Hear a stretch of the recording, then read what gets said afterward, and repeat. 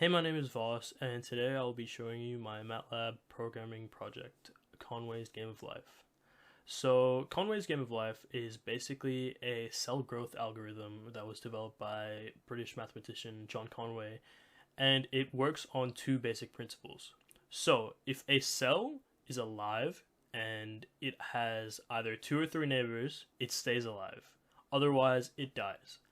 And if a cell is already dead, then it goes back to life if it has three neighbors. So basically, those two sets of rules make for a very fascinating cell growth, and it looks really visually appealing given the right set of initial conditions. So how my code works is it asks the user for two starting conditions. So you can either upload an image as a starting condition or have user-defined conditions. I'll be going through both. So we'll start off with the uploading image.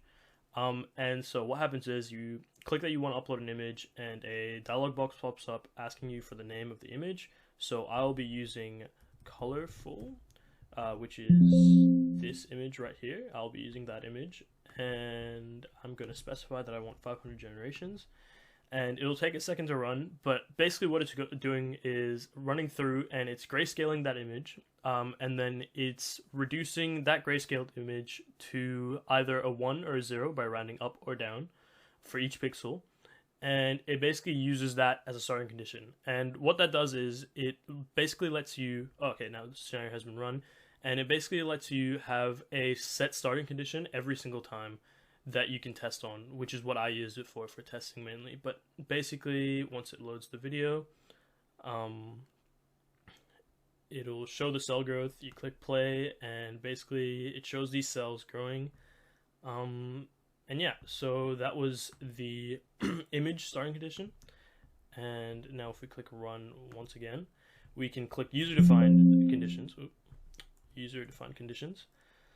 And so you can specify a number of rows, and just to make it a bit speedy, I'm just going to specify a 600 initial cell and a 100 by 100 image. So I'm going to run that for 500 generations, and basically what I'm typing in here is the initial cells, the number of times the logic is run, so each frame is a time the logic is run, a generation, and this is basically just the specifications of the image in terms of pixels. So it's 100 by 100 image, and that should be run really quickly. Scenario has been run, and it pops up and it just shows some cell growth.